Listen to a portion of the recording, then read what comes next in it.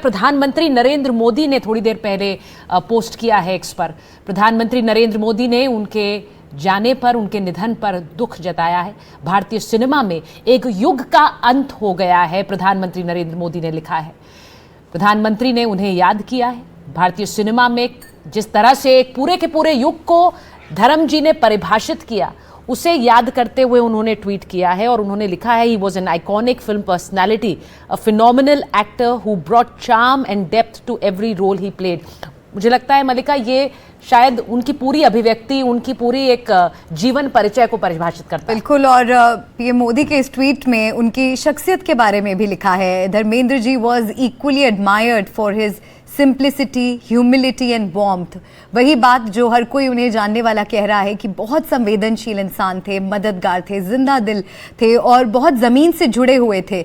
और ये मुझे लगता है कि यही एक उनकी एक खासियत है, खूबी है, जो उन्हें सभी से जुदा बनाती है कि कलाकार तो बहुत हुए, सुपरस्टार्स तो बहुत हुए, लेकिन प्यार कमाना मुश्किल है, लोगों के दिलों में जगह बनाना मुश्किल है, करोड़ों दिलों पर छाना मुश्किल है, जो धर्म जी ने अपने इस 5 दशक के बड़े सफ़र, लंबे सफ़र में किया है। और ये अक्सर मल्लिका, ये बात उनके बारे में कही जाती रही है। पूजा वहाँ मौजूद हैं और वो इतने दिन से इस पर नज़र बनाए हुए हैं। पूजा बेहतर बताएंगी। पूजा, जितने भी एक्टर्स वहाँ आते हैं वो धर्मेंद्र जी की इस शख्सियत के पहलू का जिक्र हमेशा करते हैं। वो एक फिल्म इंडस्ट्री को परिभाषित करने वाले एक्टर तो जरूर रहे, लेकिन इसी के साथ साथ एक गर्मजोशी, एक प्रेम, एक स्नेह देने वाले अभिभावक के भी रूप में उन्हें फिल्म इंडस्ट्री के लोग देखते रहे।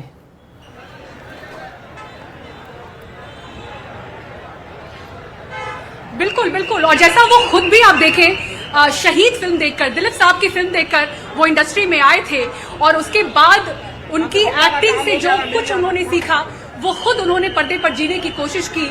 और धर्मेंद्र खुद एक इंस्टीट्यूशन के रूप में बने, एक संस्था के रूप में बने, जो उसके बाद के एक्टर्स थे उस दौर के लिए। और न सिर्फ उनके लिए इंस्टीट्यूशन बने, बल्कि उनके साथ उन्होंने काम भी किया। आप उनके खुद के बच्चों को भी देखें तो उनके साथ भी उन्होंने फिल्में की और अलग अलग जॉनर की फिल्में भी वो करते रहे।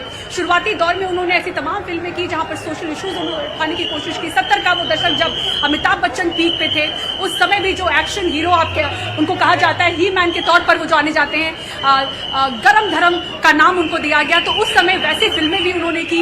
लेकिन एक कसक, और हम ये चाहते भी हैं कि आप जो भी एक्सपर्ट्स हमारे साथ जुड़ रहे हैं, जो उनके करीबी हैं, उनसे भी आप ये पूछें, क्योंकि एक कसक हमेशा धर्मेंद्र साहब को रही कि उन्हें उस समय उस काम के लिए वो सम्मान नहीं मिला जिस सम्मान को आज हम समझ पा रहे हैं। Film fair life time achievement award उनको मिला, लेकिन उस दौर में मिला जहां वो काफ़ी समय और काफ़ी अच्छे काम को वो कर चुके थे फिल्म इंडस्ट्री में।